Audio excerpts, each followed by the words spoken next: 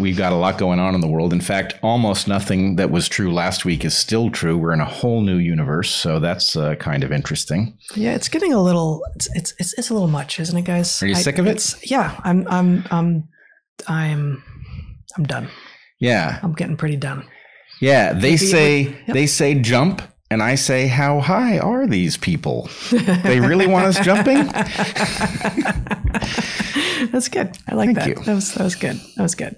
Okay, we're going to talk about a lot of things today. It's increasingly just beyond challenging to know how to choose among the very many topics that are popping up. And what both of us would love to be doing is focusing on scientific hypotheses and would-be truths and assessing whether or not they are truths. And there's a certain amount of that possible in the modern chaotic world, but largely we're stuck in the land of sort of social arbitration, which is harder to find our way out of, and also much less satisfying to spend any time in at all. Yes, in a world where so much of belief is completely untethered from anything that's like actual evidence, it's very hard to talk about how evidence might modify beliefs and things like that. Right, that's because I'm sorry, but at the point that you say, okay, well, this is what we're being told is true, and you assess it, and I say, oh, well, actually, there's this other thing. Like, well, we couldn't have known that because you wouldn't share it with us, and why wouldn't you share it with us? That in itself, not sharing data, not sharing evidence, in advance of being asked, nay, in some cases forced to come to a conclusion about that evidence, is anti-scientific, as we have said here before. But then there are traps, whether or not they're premeditated or not, wherein, because you said the thing back then based on what we had told you and that was wrong, you must be wrong. So, well, no, I'm actually not thinking of anything in particular here, just the fact that we are never given a complete set of information to work with in this modern environment. I prefer to think of it as we have been dragged into someone else's psychosis. It's not an enjoyable psychosis. It's just kind of psychotic. Yeah, actually, I was thinking about this before we get into like the opening housekeeping ads and such.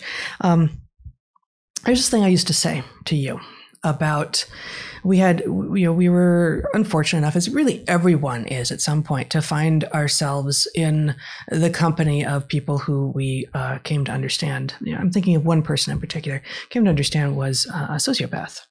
And this was actually only over in my world. This had very little to do with your world at the time, but of course we were sharing worlds mostly, and I had been trying to make sense of all of the chaos that was happening around me suddenly in this very carefully curated community that was full of trust and warmth and love, really, and then suddenly it wasn't, and suddenly there were a lot of things that were going wrong. And I said, I think a rubric is if suddenly everything that you thought was making sense isn't. You should look around for a point source on that. And when it's an individual, it might well be someone with, a cluster B personality disorder, someone who's an actual sociopath. And I think in that case it was like, oh, all roads trace back to such and such person. And, that turns out to be the source of all of the misinformation, the disinformation, and the social manipulations and such, and clear that person from the equation. And voila, things begin to make sense again.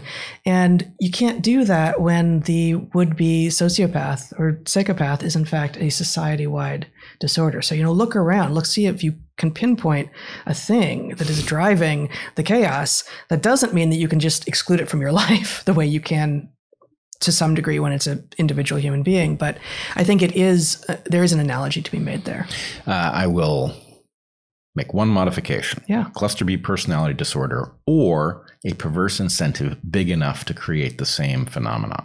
That manifests with those same personality traits, but not necessarily because of an actual mental disorder. Right. Yeah. And in fact, what you get is somebody is generating a fiction far enough from reality that people who have signed on to this sort of on-ramp stuff are left with, a giant gap they'd have to jump to get back to reality land. And so it's sort of like the person creates an artificial hazard and then sells you the solution to it in the form of a narrative that makes neat sense of things. Right. Finding it difficult to get your bearings? I have a narrative right here designed specially for you and the world that I created for you. Right. In fact, I have these very excellent bearings. They're very high quality. The tolerances are narrow. They're wonderful bearings. They're not spherical, but you take what you can get. They're oblong. But other than that, beautiful. Beautiful.